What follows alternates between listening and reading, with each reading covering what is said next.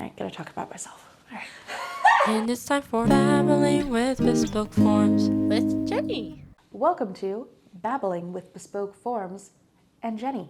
And I'm Jenny. I am the resident seamstress here at Bespoke Forms. I am the one who sews all of your lovely dress forms all together. So I got started with Bespoke Forms when I met Sarah at a Comic-Con. I knew I could try and help with everything, and me and Sarah got talking more and more. She asked if I'd be willing to sew some for a test run, and I said of course. And so we ended up doing a barter thing of me being able to get my own custom dress form from working for her, and now it's just kind of taken on a lot more, and it's really fun to be able to help make this business grow more and more and just kind of sit here behind the scenes and help out a lot. It's kind of fun. So I grew up in not a fully sewing family, but still my mom was very deep in sewing her whole life. She got started and went to a pattern school when I was about 3 years old, and then started working for a stuffed animal company that is local to the Pacific Northwest, known as Bunnies by the Bay. So I grew up with this very pattern enriched world and in this sewing factory. I first started sewing when I was about 5 years old, and my mom set me up in front of our industrial machine, and she made me wear safety goggles because I was at line with the machine and she was worried about a needle breaking. So yes, I had to wear safety goggles when I first started sewing. Do little sewing projects here and there. When I was 16, I discovered the love of vintage patterns and I started collecting them. I still have a very large collection of them. Because of my love for vintage patterns, I started doing costumes in high school and was roped into doing all of these different musicals, and I was running this costume department single-handedly, and it was a lot of fun. When I was about 21, I went to my first convention. So that really blossomed my love of cosplay, and through cosplay, it really set me into a place to expand my sewing and learn so many more things and be able to expand my creativity. Right now, I'm doing a lot of designing my own superhero ball gowns, and every one of those pushes a boundary on myself, like a new skill that I can learn, something new. So for me, when I get the bespoke forms, the first thing that happens is Sarah sends me a pattern. So once I get the pattern, I end up downloading it onto my laptop. I then plug in my projector and I project it down onto my table. On the table, I throw out the Foss shape, and that's what I cut the pattern, which has had a lot of different ways that I've tried to figure out.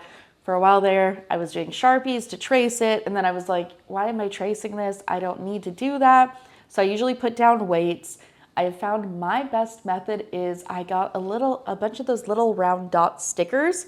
I take a strip of them, I write down all of the pattern pieces on it, and then I stick the sticker on the pattern piece. So do my little sticker, put my weights on, take my rotary blade and just whoop. And I usually make two piles at that point. One is the front and one is the back. Once I have everything cut out, use my extra table, I lay out the entire front, and usually I work from top to bottom, or I'll work from the middle section, which is the boobs. They take the most time to construct out of everything. And it's just really placing things together. So I go by rows, so it's usually the center upper, the upper right, the upper left, arms go down, and then it's to the boob cups where it's right one, right two together, stitch it to right three, then take the inside piece and right four, sew that together, and then sew the boob cup onto it. Repeat the process, sew that piece to the upper piece. Do the same thing for the back, side seam, shoulders, and make sure I cut out the base and the neck pieces, and then it gets delivered to Sarah for the next steps. So one of my favorite parts about the dress forms is everyone is different. Despite us doing like the same exact thing over and over again. It's really not. Every piece is different. Sometimes there's a whole extra row that some people don't have, that some people do have. Sometimes there's extra pieces in different spots to relate to certain curvatures of the body. It's so funny because like when I did my dress form, like a lot of my pieces are very square, especially around the tummy. And then I just did one a couple of days ago and it's very rectangular and long compared to like mine. And so it's just like, and some places have like more curved seams compared to a straight line seam. And so it's really fun to see how different every body can be, because I swear, I've done quite a few of them and I have had none of them that are similar enough to each other that you could just essentially copy the same pattern and redo it and send it out. It's not possible to do that. And you can see, like, I love looking at it because you can really see where the body changes. Like if you rest more on one hip than the other, it does curve a little bit. One side, like this side will be longer and this side will be shorter, and it's evident. And like my dress form, I have a bit of a sway back and it's very evident to see when you're getting into it. And it's really fascinating and it's kind of cool. And it's a lot of, like I say, it's a lot of the same things, but it's not the same at all. False shape is fun. It's kind of working similar to velvet in a way. When you sew with it, you want to make sure you're keeping enough pressure on the back as you push it in, just because it will shift a little bit. I learned I prefer sewing with clips with it rather than pins. I use a higher weight needle, so I'll use about a 14 needle instead of like the usual 12. It's pretty simple to work with, but again, when you're cutting it out, make sure you triple check everything and you are as accurate as you can be, and same with doing your seam allowances on your machine. You have to be as accurate as you can be. Otherwise, that's where you're going to end up with some difficulties later, because it won't fit together and it won't end up being as exact as you need it to be. It's hard, but it's not hard. You just got to have confidence that you can do it. That's the huge part. You have to know that you can do it, because you can.